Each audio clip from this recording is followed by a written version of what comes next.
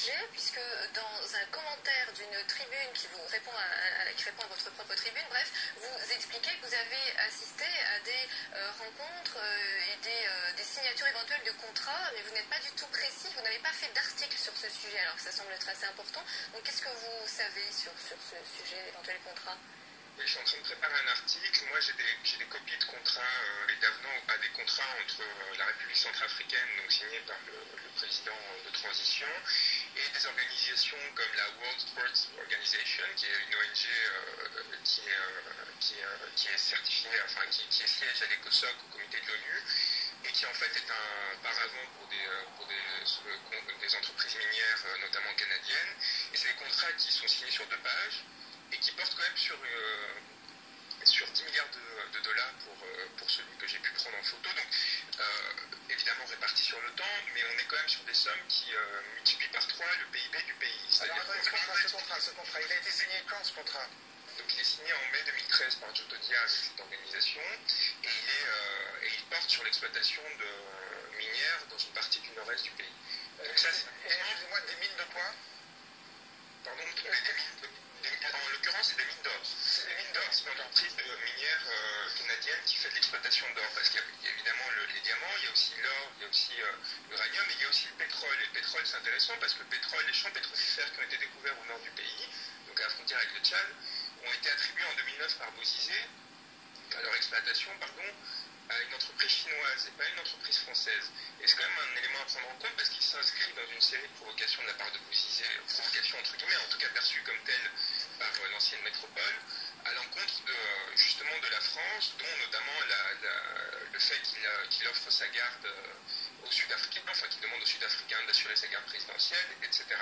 Et donc, il y a ça, il y a aussi une banque d'affaires française, dont là pour le coup je n'ai pas pu parler dans mes articles pour des raisons liées à des rapports de force médiatique tout simplement, qui obtient un mandat de négociation de renégociation de la dette centrafricaine, donc des contrats qui se portent sur plusieurs dizaines de millions d'euros, qui sont signés sur le pouce, vraiment sur une page, 2 pages. C'est assez hallucinant de voir ces sommes qui sont signées vraiment à l'arrache, pour le dire et qui sont signés à l'hôtel Ledger, qui sont signés vraiment, en fait, le plus rapidement possible, c'est-à-dire tant que Jotodia est au pouvoir. Jotodia est quand même conscient dès octobre qu'il ne restera pas au pouvoir longtemps, et donc il y a une accélération des négociations. Quand on était en Centrafrique, je pense que mes collègues ont vu aussi, il y avait des conseillers de Jotodia qui traînaient là, qui étaient blancs, qui venaient de France, il y a des mercenaires. C'est que la France a un peu soutenu le fait que Jotodia arrive au pouvoir, aurait soutenu un peu ce coup d'État contre Bozizé.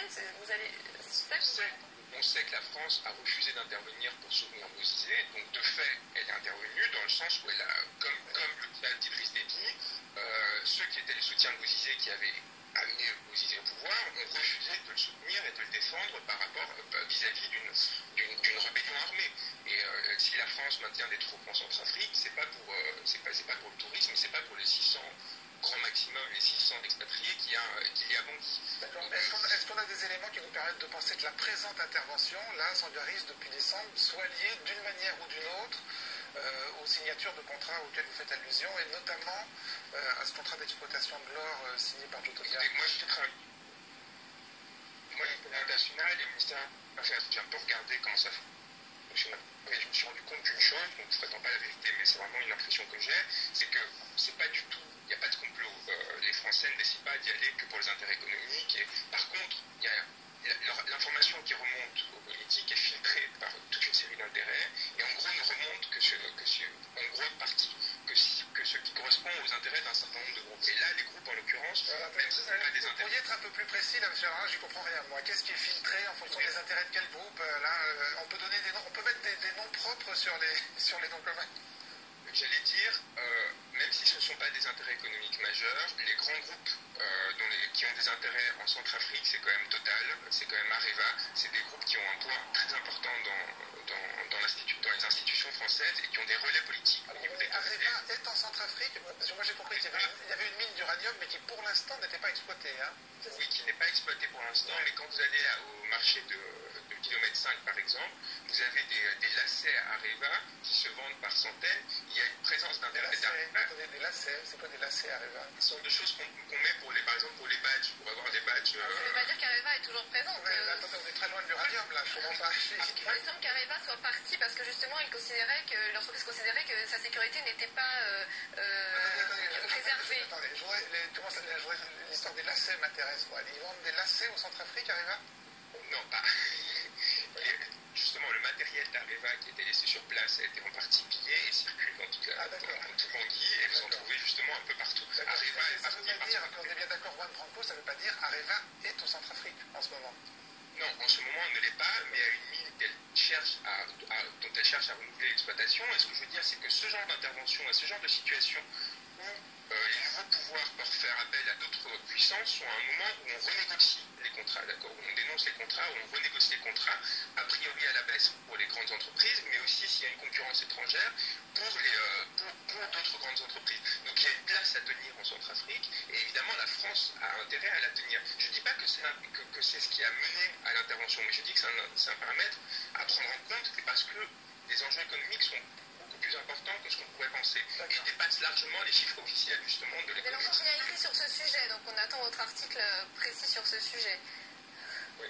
Alors, et de la même manière, alors sur France 2, rien là-dessus. C'est peut-être plus presse écrite, parce qu'effectivement, là, au moment où on dit, c'est vrai qu'on a vu des conseillers, c'est vrai qu'on a parlé un peu avec des gens comme ça, mais on n'a pas une situation où on peut démontrer ce qu'il dit, en image. Vous voyez, c'est déjà difficile à démontrer. En presse écrite, c'est un peu compliqué à ce moment-là. Donc non, c'est vrai, on ne le traite pas.